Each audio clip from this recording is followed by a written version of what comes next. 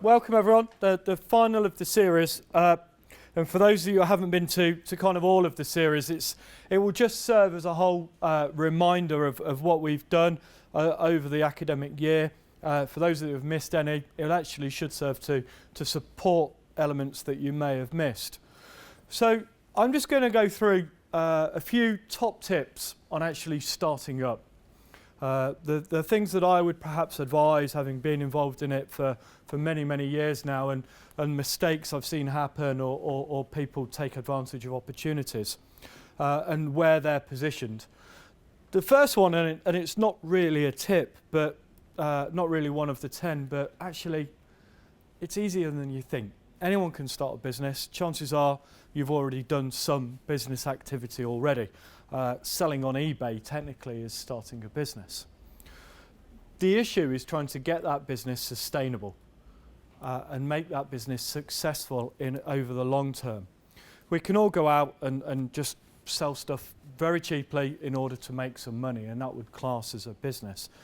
What's difficult is to carry on doing that over a period of time. And that's pretty much reflected in the average success rates and failure rates of businesses.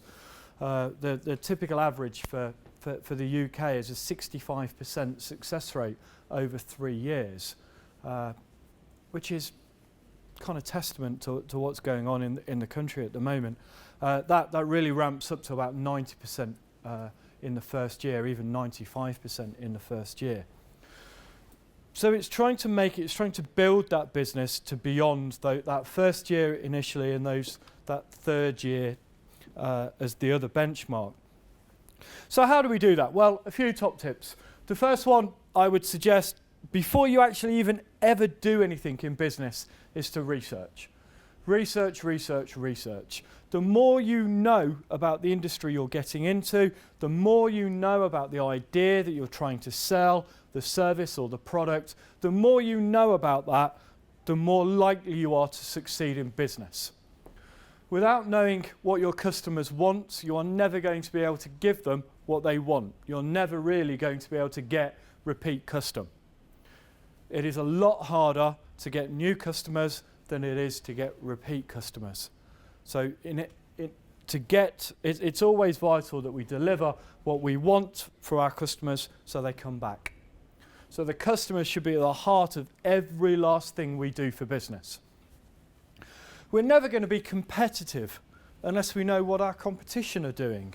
And that's not just in terms of price, but it's in terms of the products or services that they sell.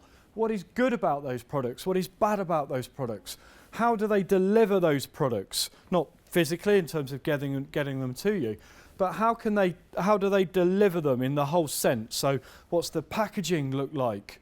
What does their offer look like around what they do? So do they offer a guarantee that you perhaps don't? How do they differentiate? How do they make themselves different from what you're offering? Or to flip that around, how can you make yourself different from what else is already out there? And you can't do that unless you know who your competition are.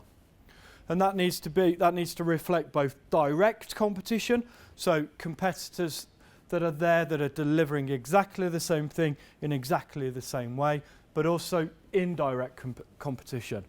So the companies that are competing for the same pound in your pocket.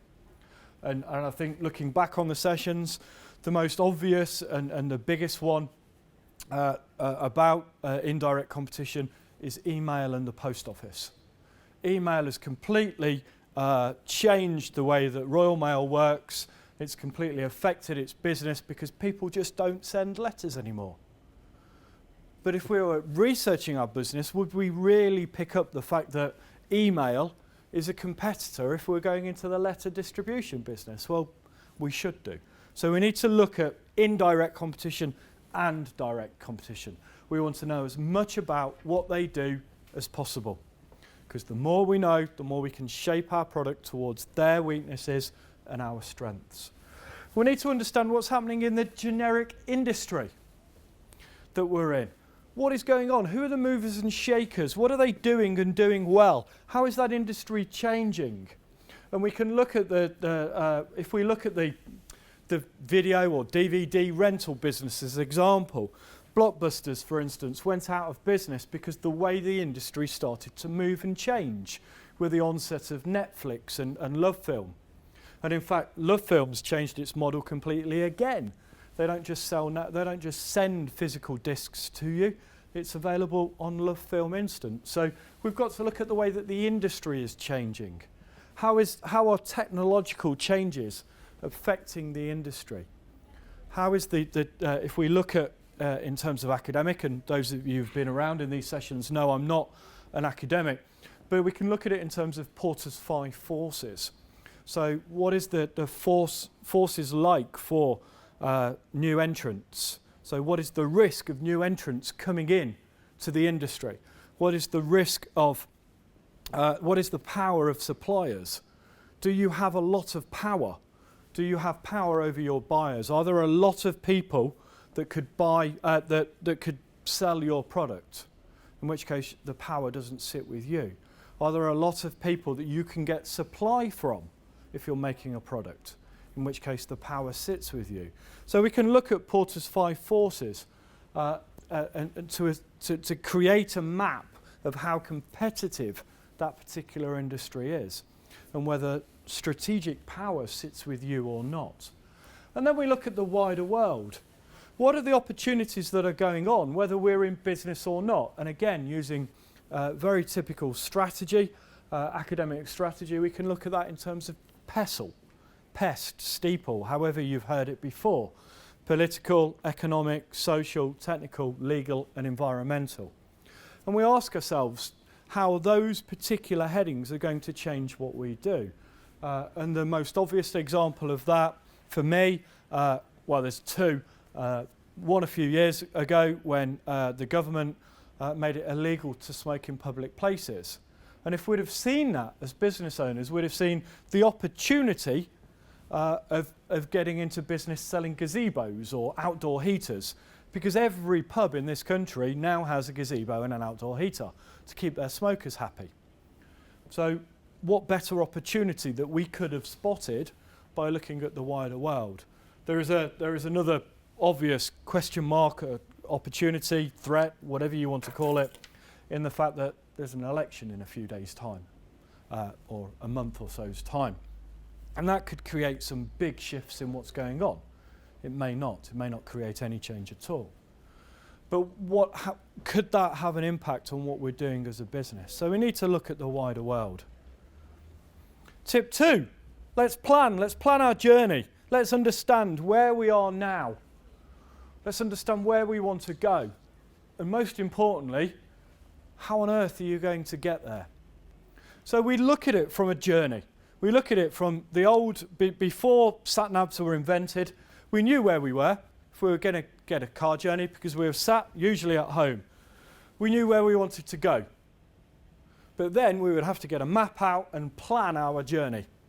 We'd plan which roads to take, which junctions to take off it, all those sorts of things. That's all we're doing as a business plan. All we're doing is mapping out our journey from where we are now to where we want to be. But the most important thing is this bottom bit, which is how are we going to get there? What mechanisms are we going to put in place in order to ensure that we get to our end goal? And our end goal is whatever we want to do in business. Do we want to earn enough money to keep the wolf from the door and a roof over our head, or do we want to be the next dragon for Dragon's Den? What do you want to do? Where do you want to take your business? Only you know that. But unless we know that, we can't know how we're going to get there. Because if we take the car journey, we can't know how to get somewhere unless we first know where the end goal is. So most people, most business owners, do not know where they want to go. So the first thing I would say is actually understand where you want to go. Understand where you are now. Is it pre-start? Is it existing business? If it's existing business, what are you doing well? What are you doing badly? How many customers do you have? What's your product like? What's your service like? Can it be improved? Then we need to know where you want to go. And finally, we need to understand how we're going to get there. And we look at kind of business planning in these kind of 5 pillars. So who are we planning to target? Who are our typical target customers? What do they look like? We cannot, no matter how hard we try, we cannot market to everyone. And we shouldn't market to everyone. There is no point in marketing to everyone. So we need to understand who we're going to target, who are going to buy our products or services. We need to understand what we're selling. What are the exact details about what we're selling? What are the good points? What are the bad points? What makes it unique? Let's not just look at it in terms of the core product. So if we take a car as an example, let's not look at the fact that it's just a box on wheels. We need to look at the total product. So what items make up that car? Is it a big boot, a big engine, good miles to the gallon? What are the key features of that car, using that as an example? And then what is the wider version? What is the augmented product? So what sort of level of guarantee can we create? What sort of perception can we offer? So if we take Volkswagen as an example, they're very much sold on their reliability. So what can we sell our product based upon? What is the perception that we can create for our product? So it's not just the actual box on wheels, we need to create a bigger picture for that. And if you're in the creative field, what we particularly like is narrative explanation. When was the last time you bought a packet of salt and vinegar crisps? We don't actually buy salt and vinegar crisps anymore. We buy French balsamic vinegar and Anglesey sea salt. We're adding descriptors, and we're adding descriptors to add value. We need to understand why people buy. Technically, people never buy a product or a service. They buy a solution to a problem.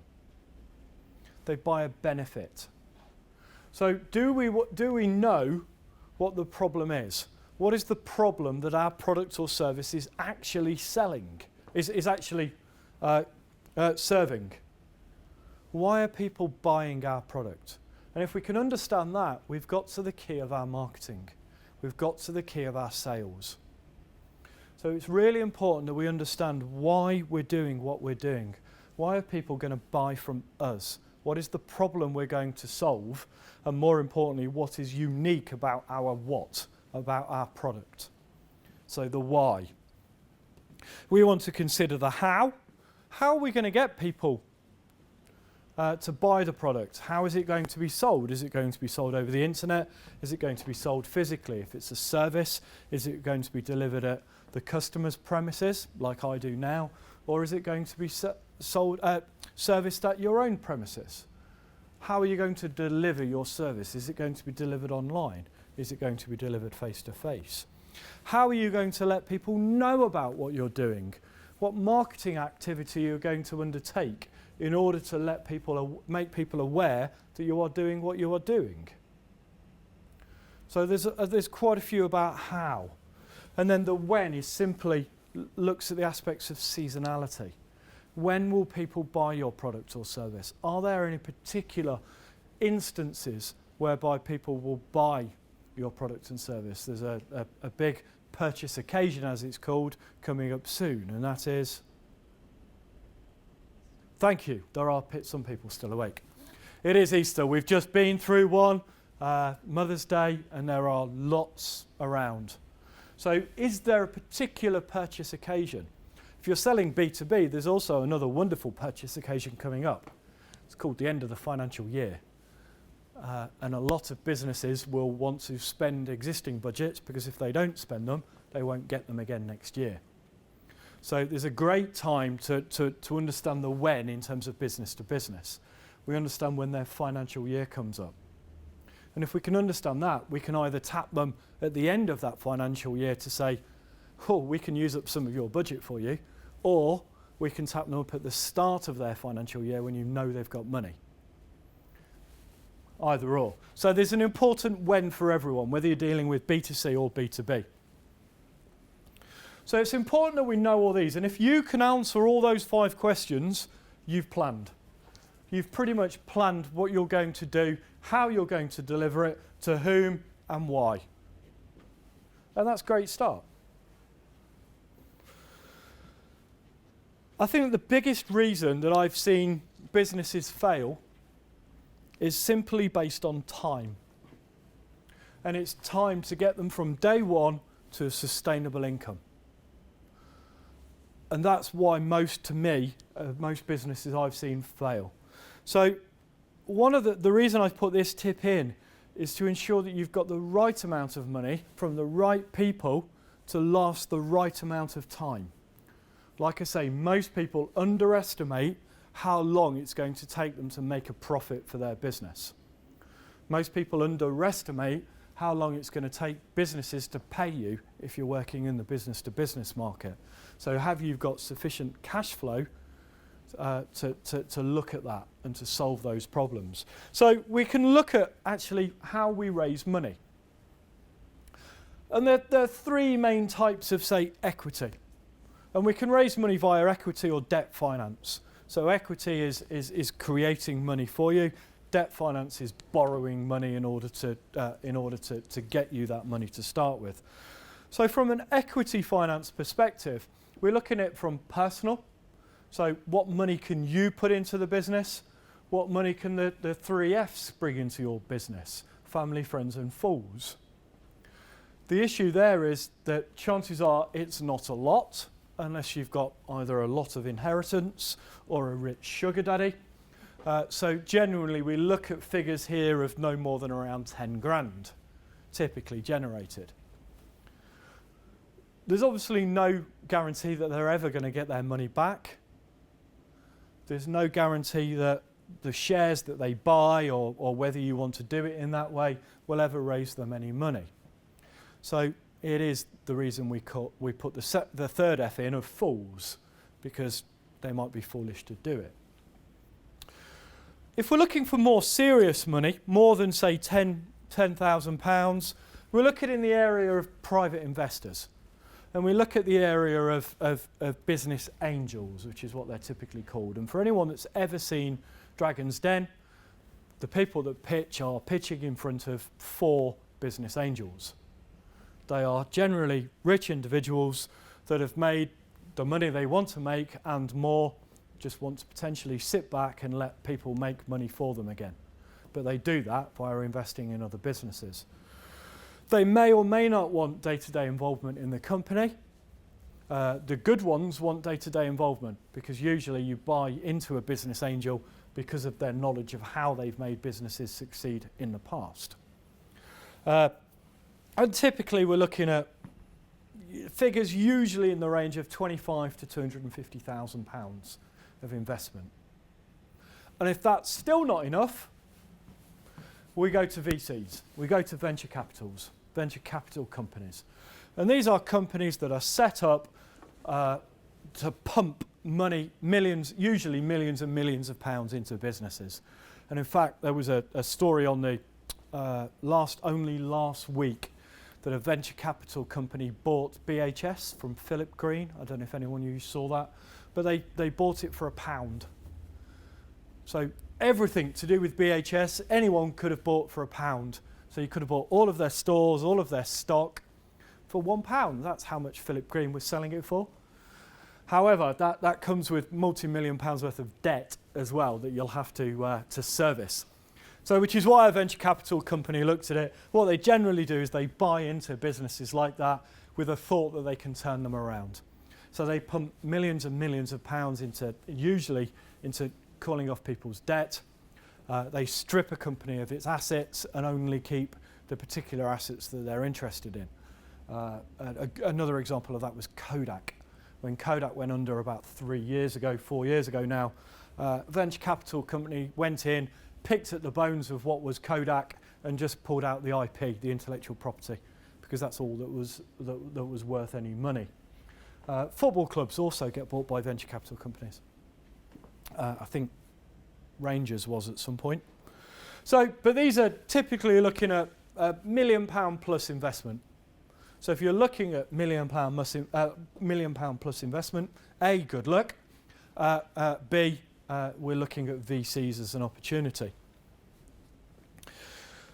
The bit that relates to that, the tip that relates to that is actually keeping hold of the money that you've got, keeping hold of the money that you raised.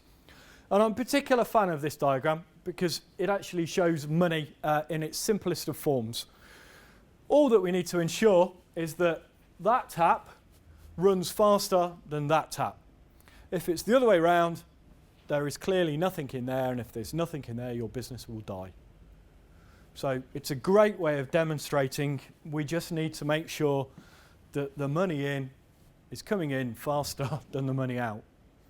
Sounds like common sense, and it is, because we do it in our day-to-day lives with our personal budgets, but that's all we're looking at. We want to ensure that the sales that we're creating, the finance that we're generating, and maybe any interest that we've got coming of our money is more than all of our costs. So our direct costs, the costs of making or delivering the product or service, any of our overheads, so rent, marketing, utilities costs, any capital investment, so in terms of machinery, anything like that, and any dividends on equity investment, any interest that's owed to the bank or in terms of equity.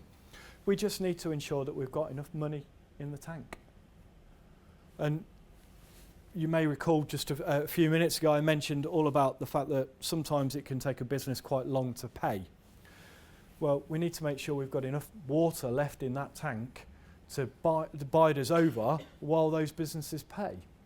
B2B sales, business to business sales, don't work like B2C sales. You don't pay for the goods and then get them. Usually businesses will give you terms, i.e. 30 days. So we need to make sure that we've got money to tide us over for that 30 days. I've kind of mentioned this a little bit already in terms of the product and understanding what product you're going to offer. So we've mentioned the core product. So this is not just the box on wheels. We're talking, well, the core product is the box on wheels. We need to look at the total product. So how do we start to differentiate? How do we start to make our product slightly different? Well, we can do that with packaging. We can do that with after-sales service. We can do that with unique features. And then we look at the augmented product. So things like guarantee levels, which is an important one for products these days. What we're trying to do is as this moves outwards, they become more difficult to copy. And the best way of making a sustainable business is to try and get aspects written into your product or service that are difficult to copy. Because the harder they are to copy, the less likely you're going to get people trying to do it. And the more likely you are to protect what you have already built up. So we don't just want to sell a box on wheels. Anyone can sell a box on wheels. We can now go into our shed, get 4 wheels and a bit of wood, and we can make a box on wheels. Actually, that's not going to get us very far if we want to launch a car. We need to create the total product, so everything around it. And then we need to build something else. So in Volkswagen's case, it's reliability. In Kia cars, they do it on their guarantee. They do it on a 7-year warranty. So how are we going to build up our product to make it as unique and as sustainable and as protected away from competitors as possible? That is what this is all about. The more we can offer here, the more competitive our product will be in the long term. What we can't say is our augmented product is a low price, because everyone can offer something at a low price. It's not sustainable. So what we're looking at here is sustainable competitive advantage. What is going to give us competitive advantage, but over a long term.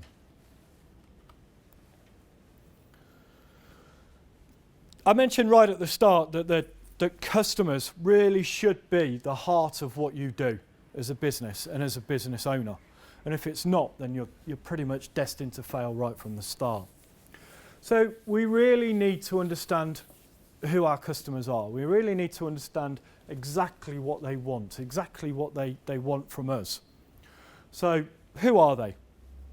What are they prepared to pay? What do they like about your product or service? What do they dislike about your product or service? And probably a key one, which is how frequently will they buy?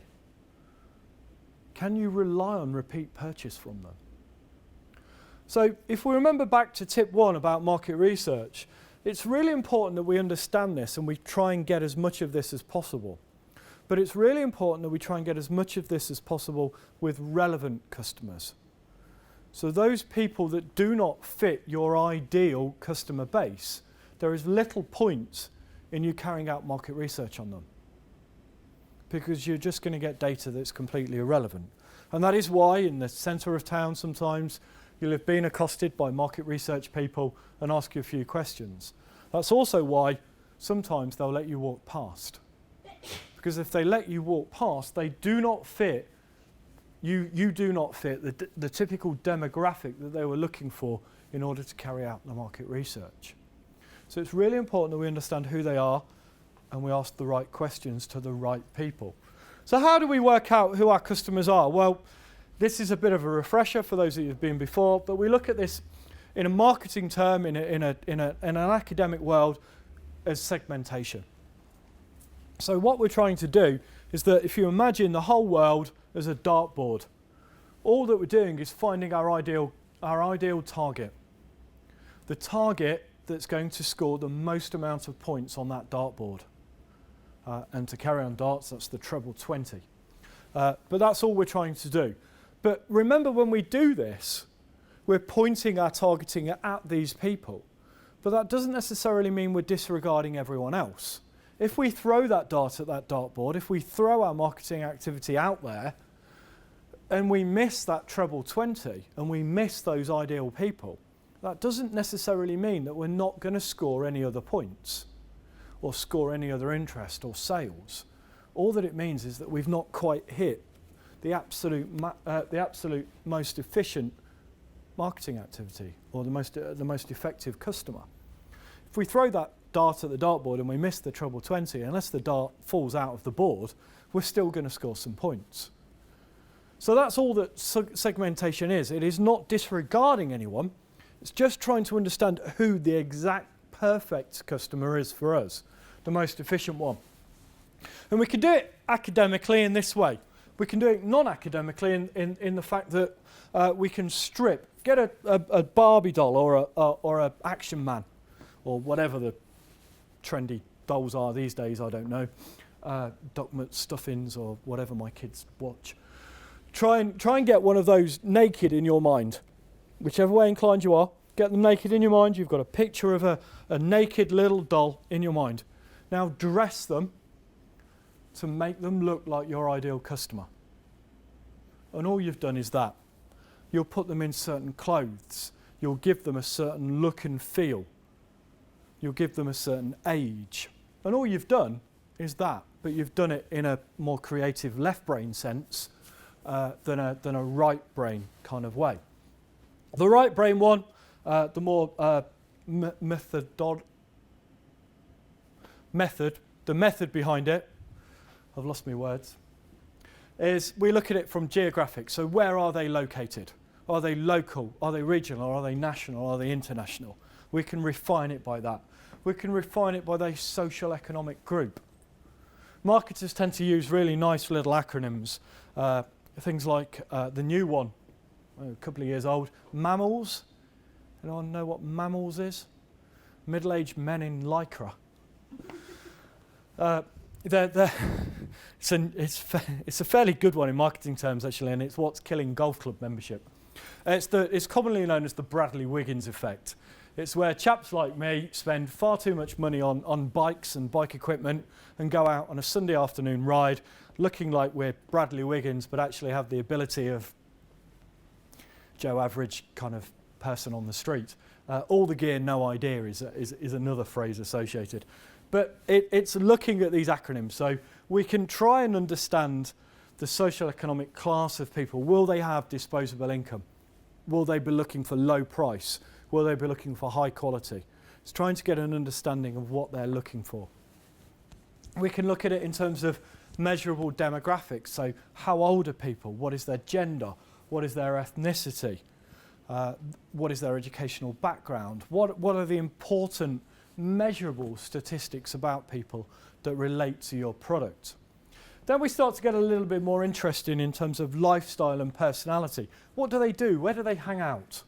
What do they do on a Saturday night? What do they do on a Sunday morning? What newspaper do they read? What magazines do they read? Because if we can understand that, we can understand how to reach them with our marketing material. If they read The Sun, well, if we had a big budget, we could put an advert in The Sun. But what are the local equivalents?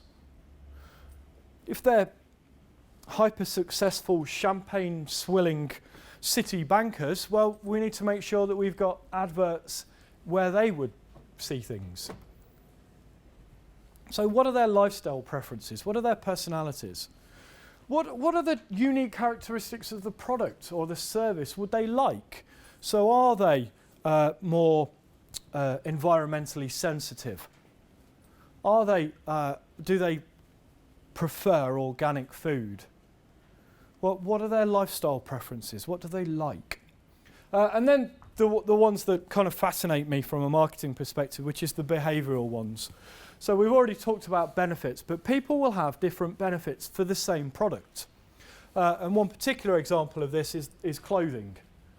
Often you will see a clothing advert for children that talks about the stain resistance of their clothing, the scuff resistance of the trousers, or the non-iron of the shirts. And that's because the parents are seeking those benefits, not the children. So it's obvious that they're marketing to the parents. But then there's other adverts that talk about how cool the clothes are.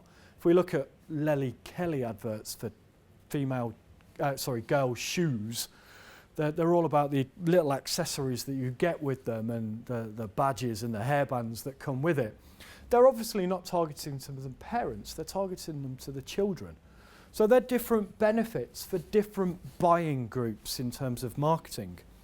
We can look at purchase occasion, and I've mentioned that already in terms of Easter's coming up. So chocolates sold a lot. And in fact, the Cadbury's Cream Egg did a few adverts going, it's cream egg season. Well, it is, because they only sell them during a couple of refined months of the year now.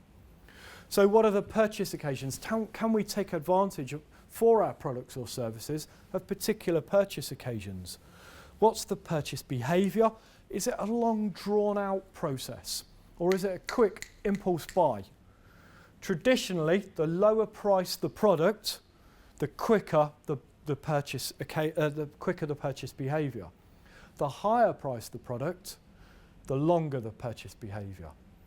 The longer the purchase behaviour, the more in our marketing we need to explain the benefits. The more in our marketing that we need to explain the total product and the augmented product, to go back a couple of slides. The lower price the item, the less we have to do that. How often have we stood in a shop and looked at chewing gum or a chocolate bar and looked at all of the benefits around that? Do we pick chewing gum based on the fact that it not only whitens our teeth, but it makes our breath fresh, tastes of peppermint, all of that? No, we just pick up the one that is either the lowest price or the one that we recognise the most. We don't go through a long purchase behaviour decision, and that's because it's an impulse buy. What's the usage going to be like? And this makes us look at repeat purchase. How frequently can we be looking at repeat purchase? How can we encourage people to purchase more often? And then the final one, which I've already touched upon a little bit, in terms of perception and beliefs. What are the perceptions and beliefs that can we create about our product or service? Volkswagen create the perception of reliability. And I think most people would agree it's a little bit more than a perception, it's actually real life. But what are the perceptions and beliefs we can create?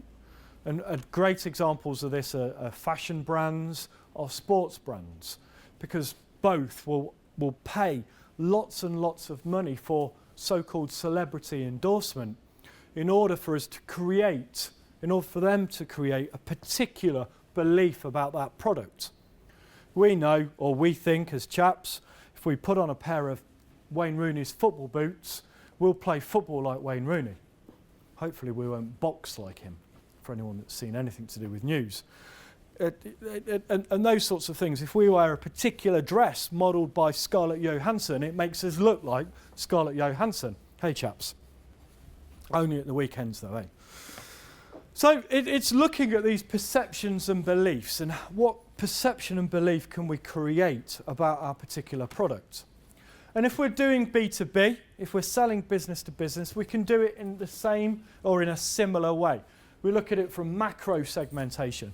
We look at it from the terms of where are these businesses located. We look at it from what industry are they in. So if we're going to be a graphic designer, are we going to specialise in a particular industry sector? Are we looking at particularly independent companies with only 1 or 2 retail outlets?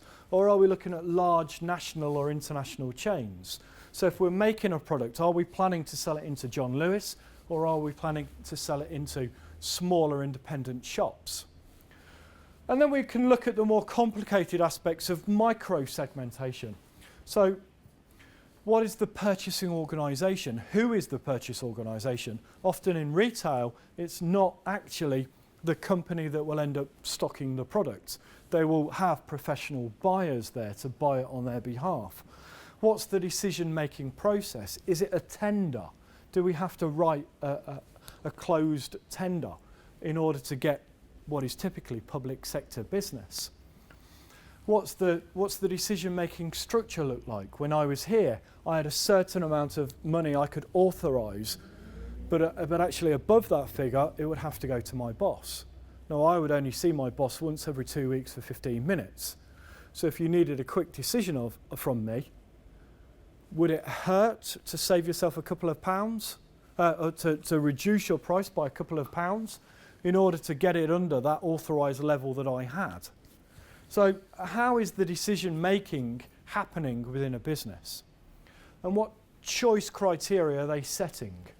The most important thing here is, and if we can relate it back very quickly to benefits sought, what is the choice criteria? What are the benefits that the businesses are looking for? And again, they will be different depending on who you're targeting. If you're targeting the finance person, he'll want to ensure, or they'll want to ensure, that the price is as low as possible, but it's either going to save them money or make them money. Pound notes will be in their mind. If we're looking at the actual user, they want to know that it's simple to use. It's going to be easy for them to pick up and work with. And then the buyer is more often than not, kind of head of department. So they want to know that their staff are going to be happy with it. It's going to help the team. It's going to help the team develop. So what are the choice criteria? What are the benefits that each individual purchaser might be looking for within a business? We need to ensure that we've set the right price, and we can't do that until we've first understood what our competitors are doing. So we can look at it in terms of cost-based pricing. How much is it going to cost us to make each individual item? And it's really important that we understand that if we're making products. And if we're going to do that, how much does it cost per each item to cover our overheads, our rent? So we might know that it's going to cost us 50p to make a pen. So if we're looking for a profit, we might sell it at £1. But is that 50p profit enough to cover all of our overheads, to cover our shop costs, to cover our utilities costs? So we can look at it through direct pricing, so how much does it cost us to make each item, but we can look at it from full economic costing as well. So not only does that take into account the item cost, but it takes into account of all the other costs associated with the business. We can look at it from competitor-based pricing. How much do our competitors sell that pen for? And can we undercut them? Do we need to undercut them? Can we sell our product at a slightly higher price because it's got greater value? We can demonstrate that greater value. Or we can look at market-based pricing. And market-based pricing looks at a whole raft of different aspects, including what the market will bear. So there is no point in us selling that pen for £15 if we're going to pitch it against the cheap Bic 50p pens, because no one will buy it. So it's what the market expects. But if we're going to sell a pen at £20, if we're doing the whole product, we can look at the quality of that product. We try and differentiate it away from those lower cost pens. So we need to take into account a lot of aspects of our marketing. The thing most people forget when it comes to business and when it comes to pricing is that price often sends a particular cue about quality. The lower the price, the lower the perceived quality. And this is really important. I have spoken to so many students who leave university that want to start their own business, and they believe they should be selling their services at a low price because they're new. No, I completely disagree with that, because the instant they do that, they're offering low quality. They're offering the perception of low quality. What I would advise them to do is pitch in somewhere here, at mid-price, mid-quality. And as soon as they start getting a reputation, as soon as they start building up their customer base, then they can move to this higher quality sector, the higher price sector. But please, just remember, the lower the price, the lower the perceived quality. The higher the price, the higher the perceived quality. Tip number 8, 2 more left. Know the right ways to communicate to your customers. Know the right ways to communicate to your potential customers. How do they want to hear about your products? The biggest tip there is if you are selling, if you are looking for the product you are selling, where would you look? So if you're selling a pen, where would you look to buy a pen? Wherever that is, that's your first point of call for your marketing. So if you're selling greetings cards, if you were buying greetings cards, where would you look to buy for them? If you were selling graphic design services, how would you find someone to do graphic design services for you? Would you Google it? Would you look at face-to-face? Would you rely on personal selling, personal recommendations? Would you go online? Whatever that looks like, whatever the answer to that question is, should be the first point of call for your marketing. But you need to build it further. Tip 9, and a very brief one because it's a complicated area and I'm not going to get into it a lot, is make sure you protect yourself. If you're selling a product, please, please, please just do due diligence. Just research whether there's anything in that product that can be protected from anyone else copying it. And that's all we're looking at. It's not necessarily a complicated patent, which is the most complicated aspects of intellectual property. It could be the aspects of design rights, which protects the 3D design of your image. A lot of intellectual property, or some intellectual property I should say, is automatically granted without a fee, without you doing anything, pretty much. As long as you've got the original drawings and their date stamped or whatever it might be, chances are you've protected yourself already to a certain degree. So I think it's really important, if you've got a product, you look at ways in which you can protect yourself. And there are lots of different ways to do that. And just a very brief overview of what that looks like. So we've got a trademark. A trademark can protect a logo. A trademark can protect a particular thing. A brand, a name, a badge of origin. In fact, there was a case where EasyJet tried to protect the colour orange, believe it or not, because they felt that Orange mobile phones were competing with their brand. How, I don't know. They lost it, incidentally. They lost the case. But you can protect all sorts under a trademark. And believe it or not, if those of you are old enough to remember and recall the adverts, but the Asda bottom pat was trademarked. So they were the only people that could use that. So it's strange what you can actually trademark, but if it's proved valuable, then it's possible. We can protect a design. We have design rights, or we have a registered design. And that looks at protecting the 3D image of the design, not the 2D image, the 3D image of the design. So it doesn't protect the pattern on the jug, but protects the shape of the jug, if that makes sense. Yeah? Very different. And then we've got copyright, which really just looks at the traditional sense of written or performed works. So music, art, film, literary works, broadcasts, theatre productions, those sorts of things. So it's finding the right one for you. And there's patent on top, of course. And the final one is don't be afraid to seek advice. Please don't be afraid to seek advice. It's really important as a business owner to understand what you don't know. It's really important as a business owner to actually put your hand up and go, I don't know that. Don't bumble through it. Bumbling through it will cause mistakes. There are lots of people, lots of organisations that will provide you with good quality advice. There are private consultants that you can pay an arm and a leg for to get that advice. But there are also a lot of projects out there that are government funded that will provide that advice for free. I can't guarantee it's going to be the same quality, but there are lots of people that will do that.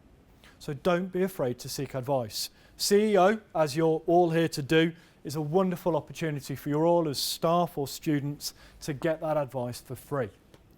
Why on earth don't you use, why on earth don't you, please use them more and more. They're there to help.